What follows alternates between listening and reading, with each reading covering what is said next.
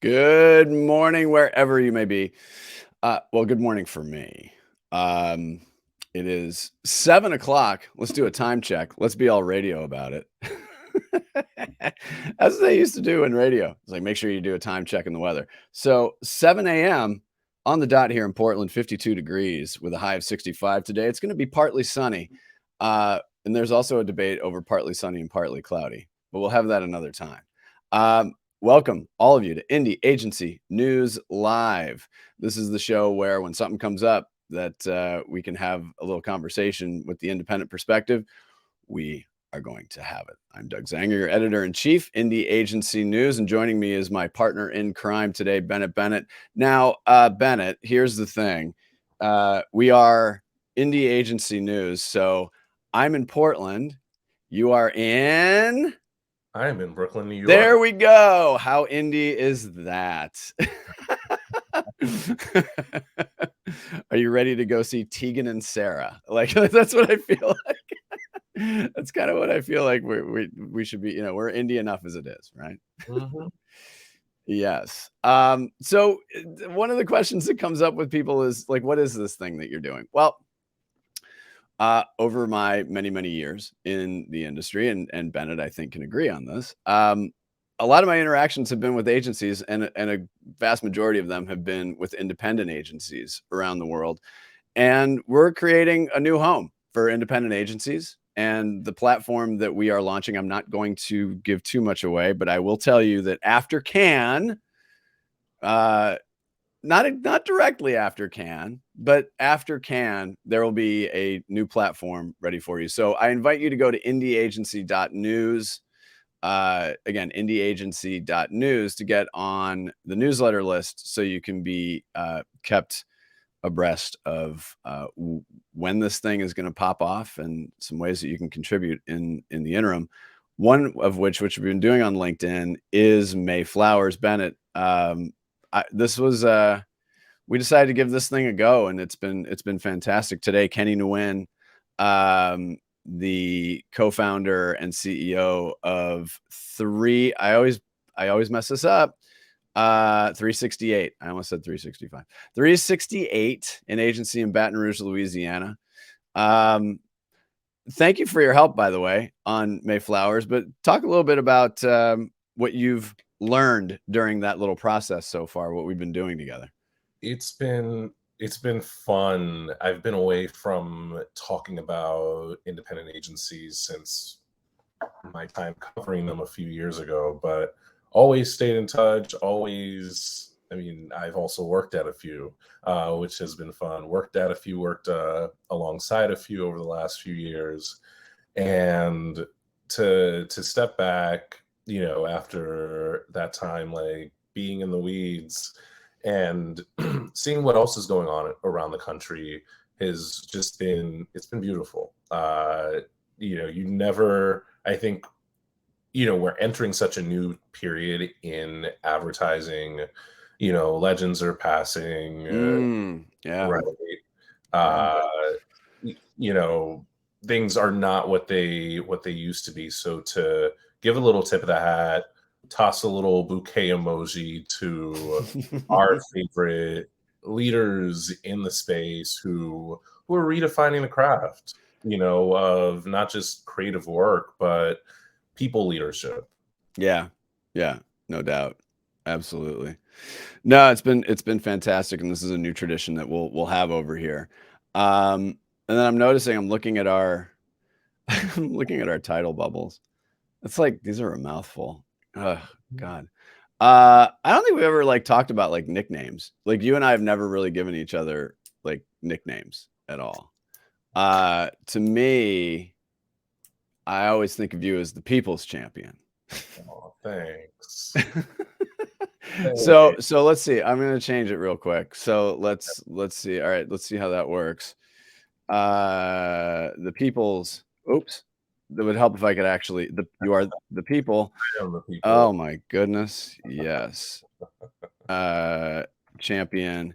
And then we'll just put Indie Agency News, like a little E in there. All right. I mean, you are the people's champion. I'd like to think so. I'd like to think so. I love championing people, Yeah. so yeah, it works. There It we works go. very well. There we go. Okay. I've been called a lot of things, Hmm. um, some of which not appropriate for broadcast. Oh no. But I don't know. I don't know if I've ever if I've had like an advertising nickname per se. Not that we're trying to force not like we're trying to make fetch happen or anything, but I don't know. It just occurred to me that we've known each other for so long. We've never had this conversation. So if you were to give me a nickname, what would it Oh my be? gosh. I mean, you do give uncle vibes almost always. Uncle vibes? Yeah, uncle vibes. You know, it, Okay. it's like you were Like the older cool uncle that shows the up older with like the cool good uncle. edibles? Like Yeah, what? yeah, yeah, yeah. Okay. Exactly that kind of uncle. I love uncle energy. Oh, You man. bring that, All right. very sage. You understand the industry, Like I went to like Fiji for 9 months and came back with something new. Like I'm that uncle. Is that Yes, kind of it? All yeah. right. So I guess what do we call it? Uncle advertising? You will go with uncle advertising. We're gonna find a way to make it stick. Okay. Well, and here's I guess now that I'm thinking of that, now that you now that you say that, um, so my good friend David Griner, he and Mm, Deanna Dorsey and Ryan Reynolds starting the Creative Ladder. He's known as Ad Dad. He and I are quite close. I am significantly older than him. mm, So this actually makes a lot of sense. So yeah, we'll go with Uncle Advertising. But I'll switch these back at some point. But there we yeah. go. All right. You're the Uh, people's champion. I'm Uncle Advertising. yeah. There we go. I'll grab that URL before somebody does. A reminder to people in London. I think it's 2 pair of tickets to see the Lemon Twigs June 1st. Look at this. This is like a radio show. We got tickets to give away. Let me just double check that these are a 2 pair. I just want to make sure. Yes, I have 2 pair. 4 tickets. It's Thursday, the 1st of June. It's going to be the Electric Ballroom in Camden. I've got lots of stories from Coco back when I was in college back there. But again, it's June 1st. So reach out to me on LinkedIn. You can just DM me, Doug Zanger, as you can see. And we'll throw you in the hat. We will draw those tickets and we'll be right as rain. A little bit of, one real quick thing. So again, I'm in Portland and, we're talking about independent agencies. And yesterday there was a walk in memory of Lori Gaffney, who was the owner and CEO of Borders Parent and Norander here in Portland, passing away unexpectedly. And great gathering yesterday, great group that, Lori was all about running and just being outdoors and just so Pacific Northwest in a lot of ways, in like the best possible ways.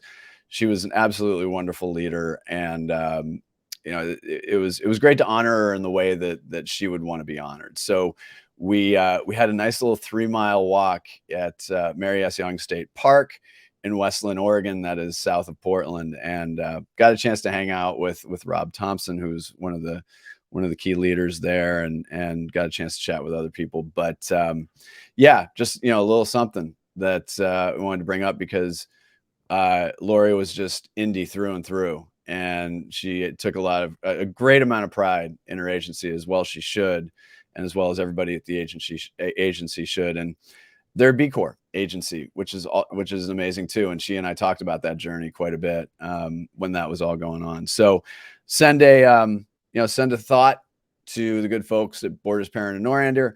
Also, if you want to make a donation to the American Lung Association, that would be in honor of Lori Gaffney. That would be greatly appreciated. They are trying to raise some funds for that. So not to bring the mood down, because Lori would yell at me for bringing the mood down, and let's keep the indie spirit going with this. Another Portland, Oregon guy that we're bringing in, our guest today, as I catch him in the equivalent of asking somebody if their meal is good as he puts on in the middle of a bite. as Peter puts on his glasses. Peter Levitan, how are you, young man? I'm excellent. Well, that is fantastic. I am. Now, I want you to give your background, because when you and I first met, you were agency owner. Was this your second agency that you owned in Oregon? I can't remember. No, it was the first agency. I had split from New York. I needed some fresh air, so I bought an agency in Oregon back in the early 2000s. Okay, and what was that agency again? It started out Ralston Group, not a name we loved, and then we became Citrus. Now, how did you come up with Citrus? This is, you know, Well, I fun bought name. and sold 3 agencies, and we bought a design company called Citrus that was in love with Nike, and Nike was in love with them. Actually, one of the partners at Citrus was a lover of primo marketing person at Nike. So I thought that this sounded like a good deal. Let's buy these people and their name. Okay, all right. Well, and you kept it. It was like you had an office in Bend, didn't you? Yeah, we started in Bend, which was fantastic. Actually, a really good client list. I mean, that was great creative, great client list, and fresh air. I mean, I couldn't come up with more. And we decided that we needed to expand. So we looked at buying agencies in San Francisco, Portland, and Seattle, and wound up buying a design group in Portland, Oregon. Okay, got it. Got it. Now, you have since become one of the preeminent voices for agencies, but in particular, you are a great ally of independent agencies, since you were one yourself. Talk about your path and your journey as a consultant a little bit, because we're going to talk about your book. That's mainly why we're here. That's good. But I do want you to talk about the path that you've taken and grown as a consultant, because much like this industry itself, you've gone through your own, your own growth post agency world. I actually looked in the mirror earlier, and I think I'm shrinking. But we'll go back to the growth stage. So you get well known sometimes for stuff you did in the past. I ran business development at Saatchi in USA and in London, and I have to say, to a certain extent, everything I learned in those days is totally irrelevant for advertising in 2023. Okay, let's speed forward. I started 2 internet companies between Saatchi and my own agency.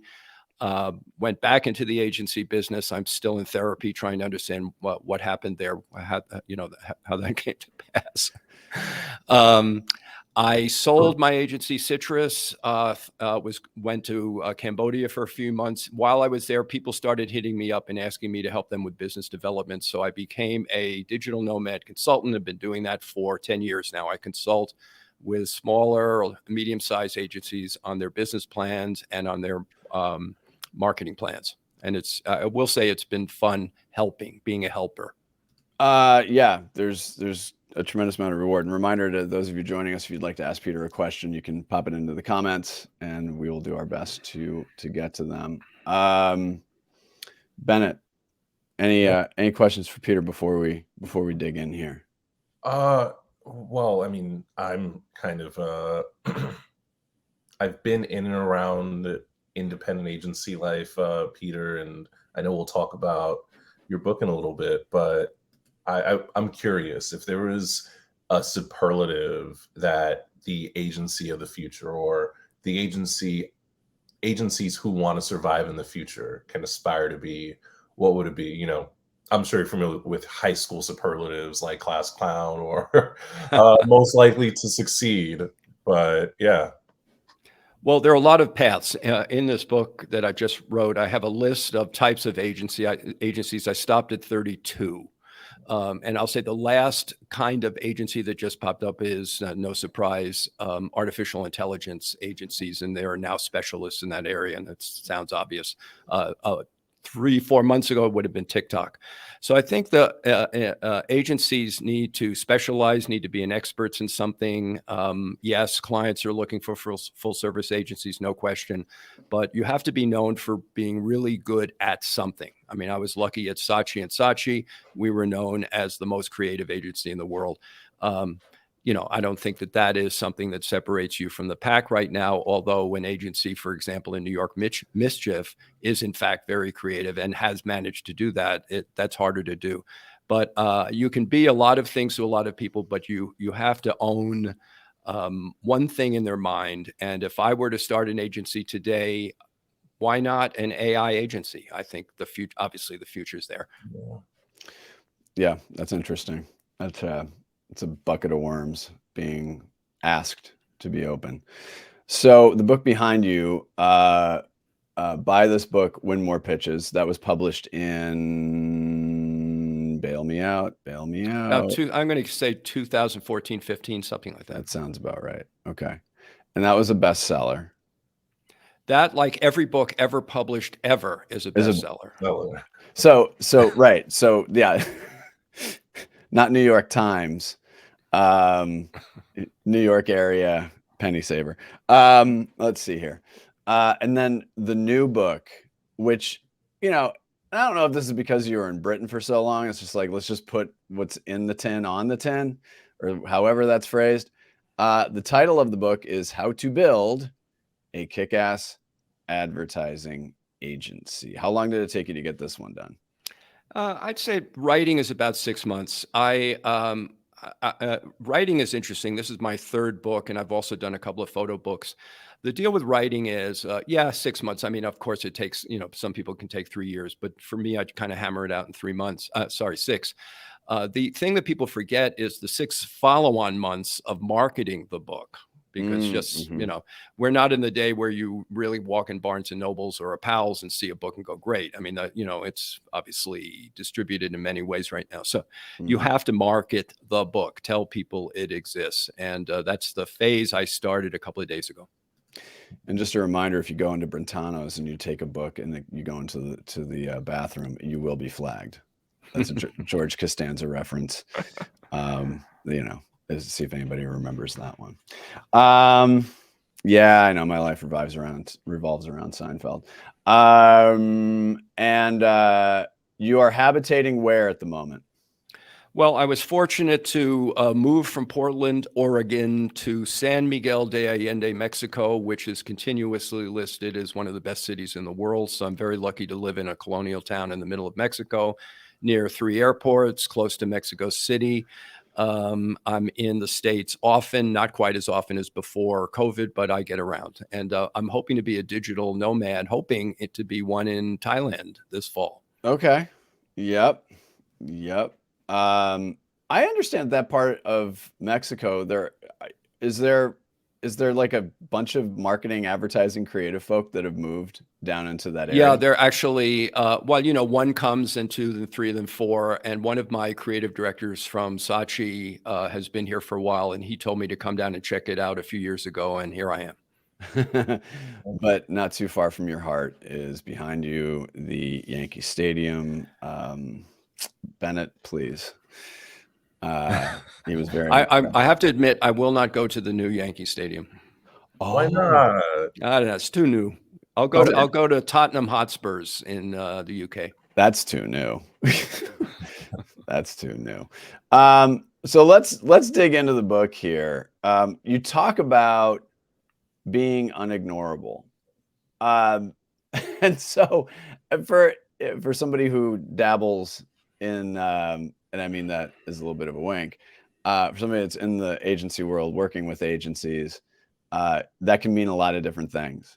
And the perception of unignorable is fluid at best. But what does that mean, and why is it so hard for so many agencies to get that idea right? Well, the way I describe unignorable to agencies is to think of the opposite. What if you are ignored? All right. So you don't want to be ignored. Now, I stole the idea of unignorable from an agency in Toronto called John Street. Yeah, it's And good shop. yeah, and John Street actually pitches to their clients that they will make them unignorable, which, you know, is a good promise. So many agencies really do not have a clear, solid, palpable, lovely, wonderful promise. Telling a client you'll make them unignorable is in fact that. Now, John Street goes a step further and has a series of videos. I urge everybody to go on YouTube and look at them. One of the videos, catvertising, as in meow, Yeah. catvertising, has close to 3 million views. I'd love it to hear from anybody in the advertising industry to tell me that they have videos. And this is not a commercial. This is essentially a commercial for the agency. You know, I would love to see any agency tell me that they're doing anything that has that kind of power. So that's what these guys do. And I'll just use another example. There's an agency in London, appropriately named London Advertising, great name. And they actually do advertising for the agency. They do outdoor boards, electronic and whatever, analog. And they get written up and they get a lot of press because they advertise the agency. So I would say, okay, wow, imagine that, an agency that advertises itself. So these are two examples of agencies that are unignorable. Well, I think there you have a distinction there. You talk about what Mazinski's doing with London advertising versus marketing an agency. It's interesting because there's this perception. Oh, wait. Of, what was that? I think Fire alarm? my fire alarm is going off. Hang on for a second. Great timing. Great timing. Okay, Let's go ahead. That was bullshit, but that's an example of at least my trying to be semi-unignorable in this particular video. Now it's turned into a bad game show. So talk about the distinction of advertising an agency versus marketing an agency.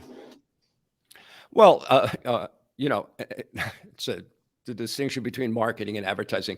Advertising is part of marketing, right? Yeah. So there are different ways to market the agency: thought leadership, getting the word out, pushing stuff into people's faces, using print.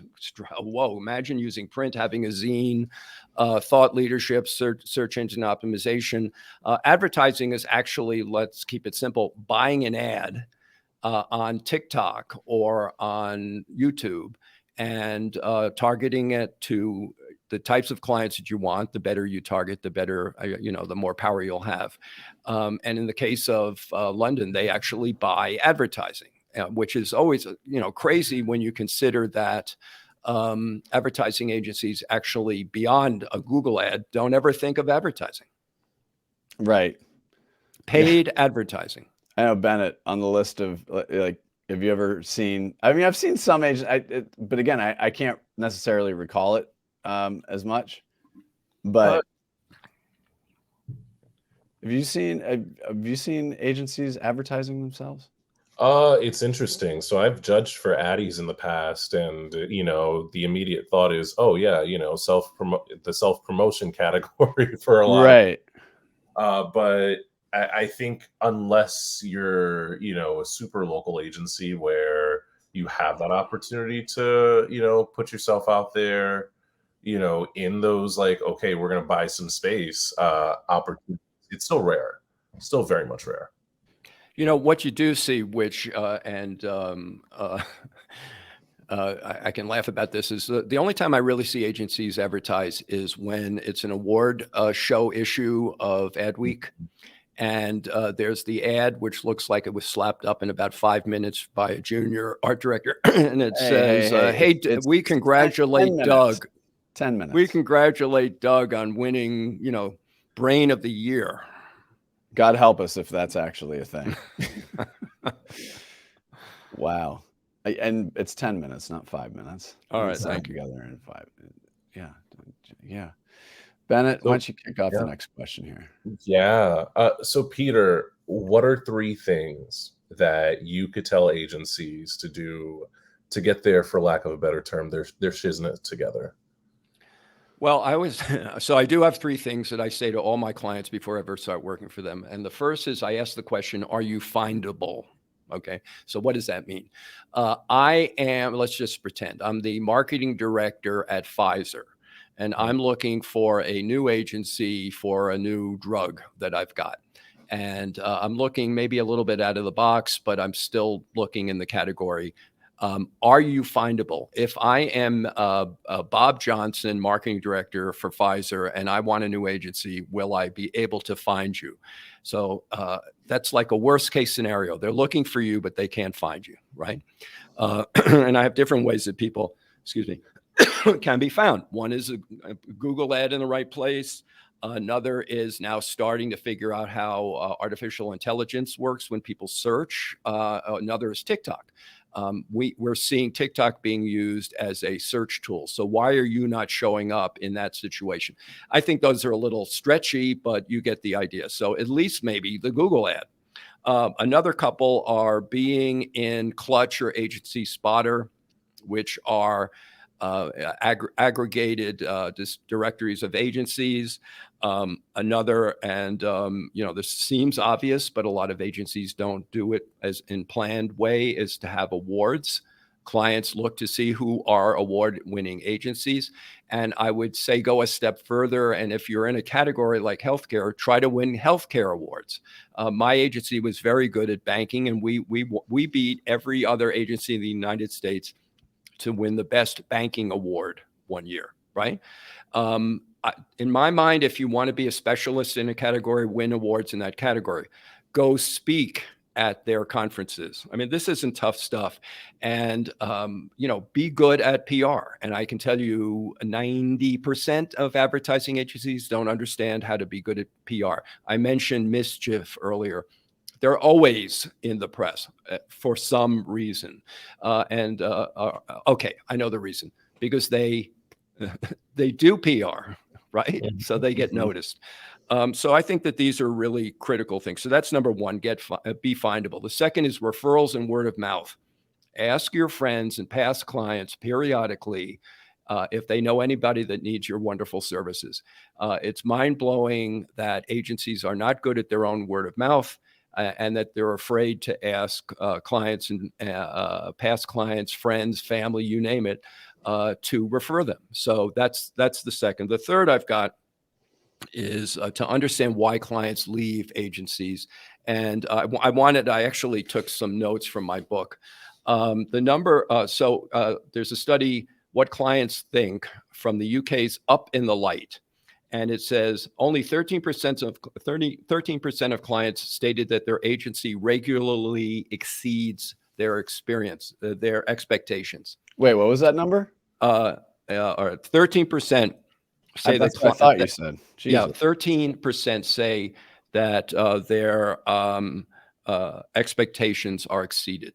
Now, let's turn that backwards. That means that most agencies are actually not satisfying their clients. So the third reason, let me just repeat. So one, be findable. Two, get referrals and word of mouth. And the third is love and hug your clients and train your account people, anybody that touches the client, in how to build relationships and how to get ahead of the curve. Clients want great service, and they want agencies that can explain the future. Oh. That last point, explain the future. Dig into that a little bit more. I mean, obviously, we're talking about AI, we're talking about TikTok and all that stuff. But from your experience, what did talking about the future in 1990 look like as opposed to today? Because even though it's a different time, the construct is still the same, no? Yeah, there were very subtle things that have happened over the years. In the 90s, there were new forms. Let's just remember the 90s. There was television, radio, print, and outdoor, right? That was it. And then really super smart people figured out that you can put an ad on a shopping cart or put an ad in a urinal.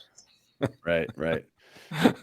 That's out of home. Yeah, especially if it was like long form content. And people in the bar were wondering why you were in there for an hour and a half. Okay.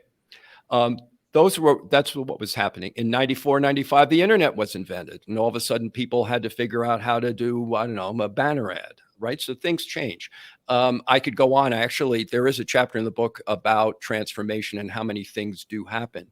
Some things you can expect. Nobody expected COVID, right? I mean, I remember December 2019, everybody was gung-ho by March of 2020, they were all like running around like, am I going to die? So part of this is just to be highly flexible and see what's coming down the road.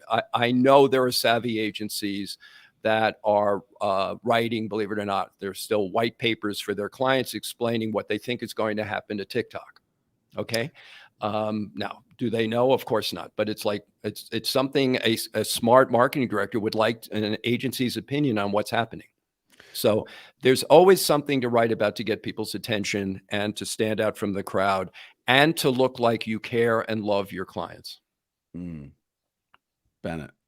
Yeah, I love this insight. For some reason, it harkens me back to when I started my career, and you had all these social media first agencies pop up, and they seemed like the most exciting places. They talked about crazy benefits and working from home, flexible vacations, all of this stuff. But they, it was fun to see them rise, but it was terrible to see them fall so quickly. I would, this is kind of a two-part question, because I think you mentioned, the agencies of the future, they need to lean into AI a little bit more. And those may be the most exciting agencies, but, one, how do I know there's so many of those independent social media agencies that were purchased by holding companies after a certain point, just because they brought a specific need. One, how do you maintain independence? If that is something that you care about as one of this new breed of agencies, right? And two, how, we're seeing so much of a mass media upheaval, bunch of writers from different platforms losing their jobs, layoffs, and stuff like that.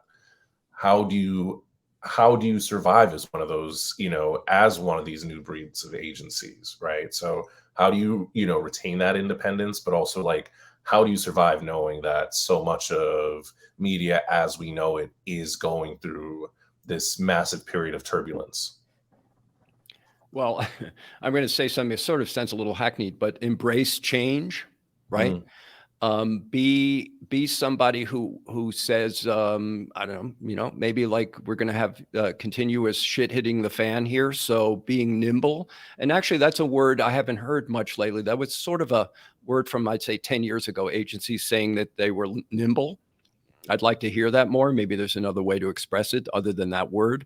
But the agencies that will survive will be nimble. I also think there's an interesting shift towards an awareness of being creative. As we went super data focused, we lost this idea of really pumping out stellar creative. And so I think that I'm not going to say coming back, but I think we're going to pay much more attention to that. And Doug certainly knows it's the agencies that are getting the attention of the advertising world publications seem today to be the guys that are producing hot creative ideas. So I'm just going to let me switch the gear for a second. Tesla is we think, going to look for an advertising agency. And I know the advertising world, and people are going to be stumbling all over themselves trying to get the attention of Tesla. And I could come up with 5 reasons never to work with Tesla. I can come up with 5 reasons to work with them. The most important reason is if you won the Tesla account, you become famous instantly. Right. It's probably a nightmare, as you could only imagine, working with this guy. But it's not going to be a SEO, SEM, data thumping dude that gets it. It's going to be probably somebody, in a great city like Portland, Oregon. Because, Portland's creative. I did not submit for the RFP on that. All right. I have enough headaches as it is. So yeah, go ahead.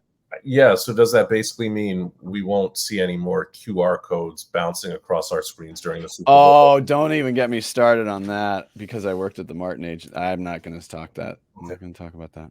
No, we do. We're still fans. I mean, Charlie the tuna. I mean, bring back Charlie. Come on, let's go. Yes.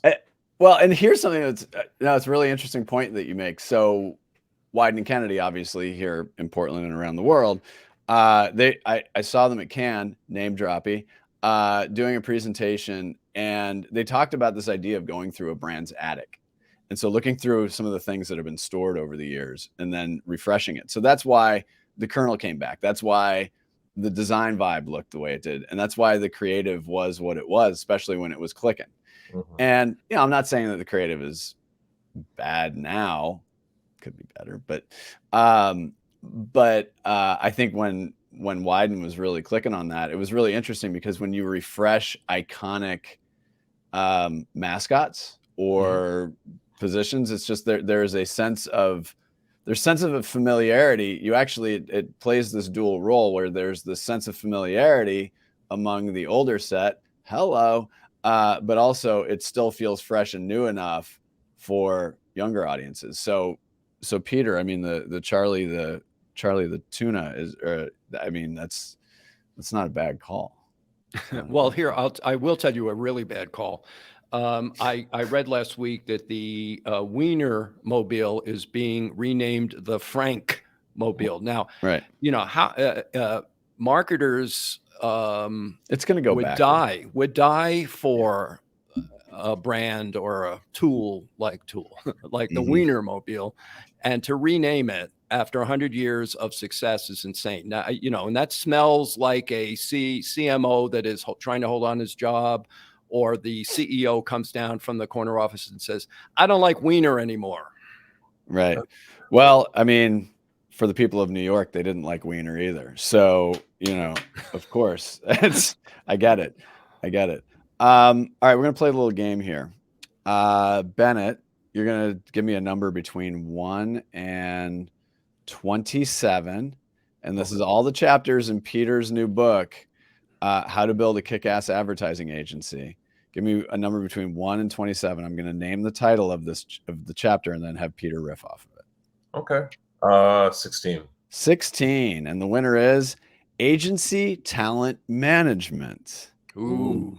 Oh, we're going to do that. We're going to do a couple of these. All right, go ahead, Peter. Well, we're living in a world of remote work. I laughed at a thought I had, or maybe I stole it from somebody, of this idea of remote work. Remote work used to mean you didn't work in your office, you worked in your house. After COVID, remote work means going to the office, because the office is remote. So we've completely flipped much of what's going on in the world in respect to where do you work, how do you work, and my perspective as a ex-agency owner, as a manager type, is, so how do you manage all of these people? And of course, we're in an industry where we grew up with two creative people, a copywriter and an art director, sitting in an office facing each other, with dueling ideas all day long, or you're in the media department or whatever. This is a collaborative industry. So I discuss, how do you be collaborative in a world where there's a lot of distance between some people? I recently wrote, I have a LinkedIn newsletter, and I just wrote about, I just ripped them off and rewrote it. And Chesney, the CEO of Airbnb, and he's incredibly eloquent about should you be in the office and not. And one of the points he makes is not everybody needs to be in the office. There are certain people that should come in 2-3 days a week. So these are big issues, and that's what I cover in the chapter. Now, of course, I just want to say that, if you're in Missouri and your office is 10 minutes from your house, not a big deal. But if you're in New Jersey and you have to drive into New York City or train into New York, that is a big deal. So it's not one size fits all. Yeah, even if in Jersey your office is 10 minutes away, it usually takes an hour to get there. And I'll give a little teaser in that particular chapter, 3 ridiculous insanities. I'll let you all find that out when you get the book, which is a bestseller, by the way. Already, we're going to talk about that in a minute. All right. I'm not sure what list it's a bestseller, but we're going to call it a bestseller. All right. You've eliminated one chapter, Bennett. So again, 1 through 27. Okay. 16. Let's do chapter 7. Chapter 7. You Inc. Wow. Okay, this is all right. This is interesting because Bennett, you and I live in this world a bit. And it also talks, again, Peter, this goes back to what you talked about with Mischief. They get a lot of coverage. So this would be a good opportunity to talk about how agencies and particularly agency leaders can get press. Well, this is nothing new. We are brands. You Inc. is just one way to say that we all have a persona, and a savvy agency or any savvy person trying to control their career needs to manage their persona and how they're perceived. So that works for agencies. So, I talk about the obvious guys up front and how they made it happen, whether it's David Ogilvy, or Gary Vaynerchuk. These are brands, right? Neil Patel, for those of you that spend time listening to his podcasts. I mean, this is a guy that grew an agency because he's just was a savvy podcaster. I'm sure he might argue that point, but now he's got a great agency. And if you don't listen to him, listen to Neil Patel. So everybody, so agency CEOs, some are good at it and some aren't, right? Dan Wyden was. I don't think Kennedy was. We can argue that in Portland over a beer sometime. But one way to get an agency noticed is to have the leader be out front. I certainly had that at Saatchi and Saatchi Advertising. There's no question. Morris and Charles were golden boys during the days. Another thing I talk about in the U Inc. is how do you make your people stars? Because agencies are an aggregation of personalities.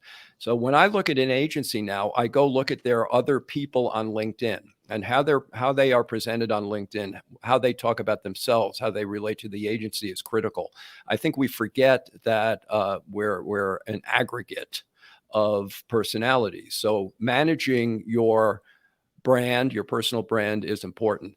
I don't think this is like a lot of things I'm going to say this that I write in the book. Initially obvious, but the devil is in the detail. It's how you do it, and that's what I talk about. Mm-hmm. Who else do you think does it well? I mean, I know it's not an indie agency, but Kristen Cavallo, my CEO at Martin, was masterful at that. Not just her own brand, but elevating the people around her. Are there others that you see that do a good job there? You're asking me? I'm jump ball, both of you. I'm not going to jump. I don't. I mean, Mo Saeed? Maybe from Mojo Supermarket, right? Yeah, Mo Saeed's out there. Yeah. He does great stuff. Yeah, they're definitely getting themselves out there a bit. Not nothing bad to say about what the Gut Network is starting to do. Yeah, true. Yeah, Anselmo and Carmen are out there aggressively. Carmen Rodriguez. Have we gotten to the point where it's Anselmo's just one word now? Like he's that well known that we just call him Anselmo? Gotten to that point, yeah. Has he gotten to that point? Oh potentially, yeah. I feel like a lot of newer, or at least other indies have at least taken notice. Just of their expansion and recent successes. So right. I mean, we've name checked a lot of shops here. Peter, from your point of view, what are some other indie shops that you've been looking at? They're like, oh, you know what? That's good. That's well, really good. I'm a victim of Ad Age and Ad Week and Campaign. So unfortunately, when I look at a indie shop, I'm looking at the ones that those publications and the industry talks about. So I'll go back to it. This is as I said, how do you get found? Public relations is important, and as Doug knows, and by the way, Doug is in my book helping people understand how do you get found. God help you. Yeah. Well, I scrubbed it up a bit. How do you get found by Adweek?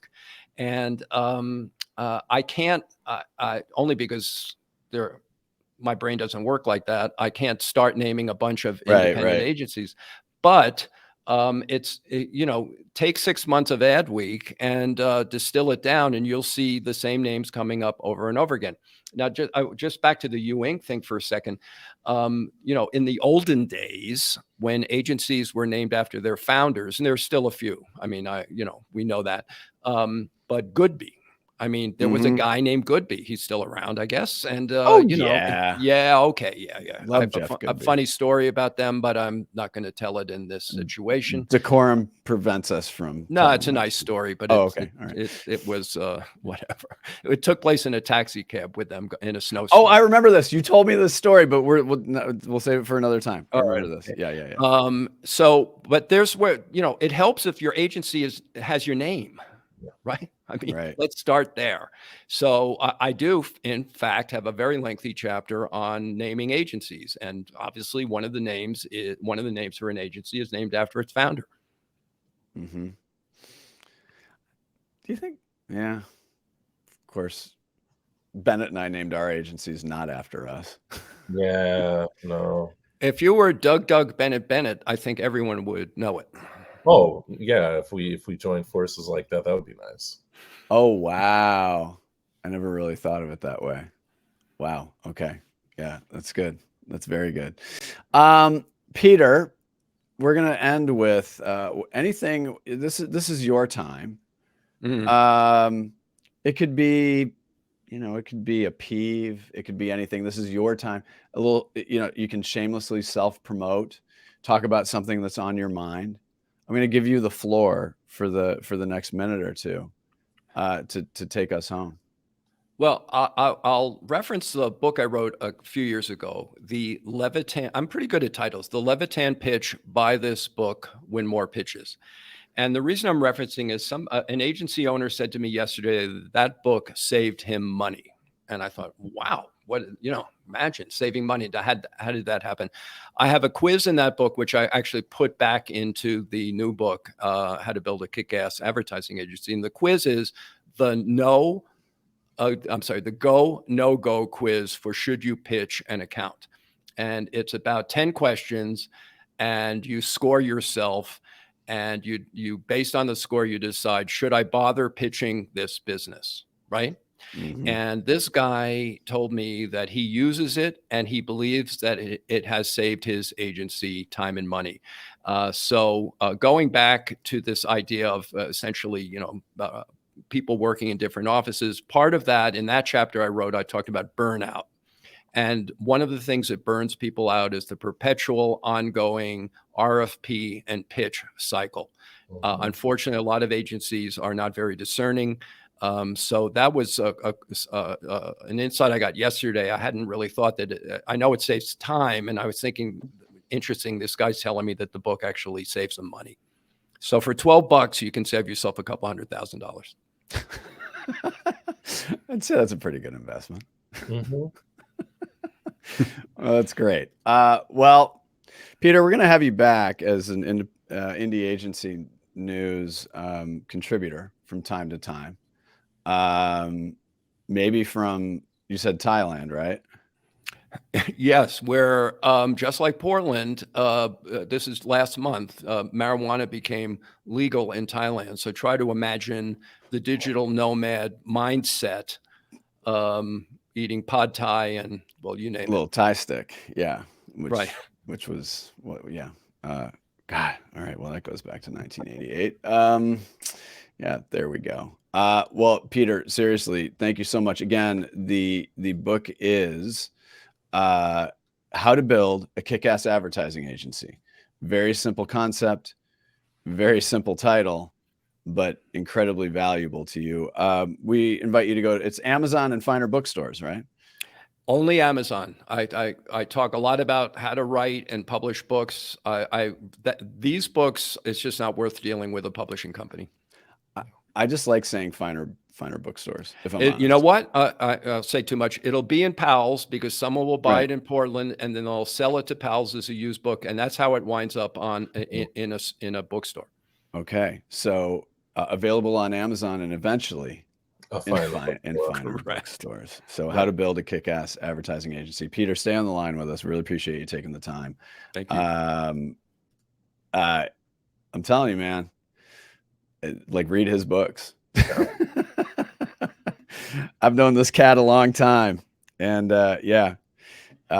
he's not lying. Like it's like you get that advice, and it's interesting that some of it you might look at and go, either I'm not ready for this or I'm not sure it applies. But there's always something for everybody in all of his books. The pitch book I saw in its earlier stages, and it's just again these are reminders, right?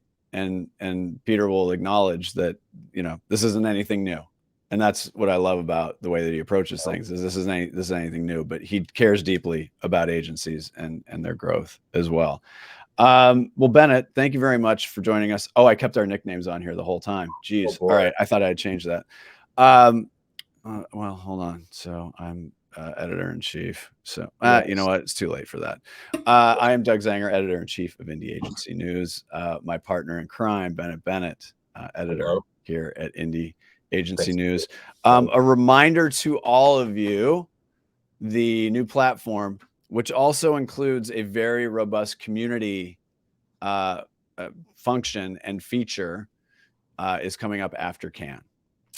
I'm not going to give you any more specifics after that, but it's like after Cannes. That's it. That's all I'm going to give you. But if you want to stay in the loop, go to indieagency.news. You can sign up for our newsletter. That is, it's got a nice little list right now. And this will give you the inside skinny on what we've got going on, including some opportunities, especially if you are working in the comms or PR function. We have some opportunities that are going to be coming up pre-launch. So we invite you to join us again, indieagency.news, on behalf of my friend Bennett in New York. I am Doug Zanger in Portland, Oregon. Thank you for joining us on Indie Agency News Live. And we'll see you next time.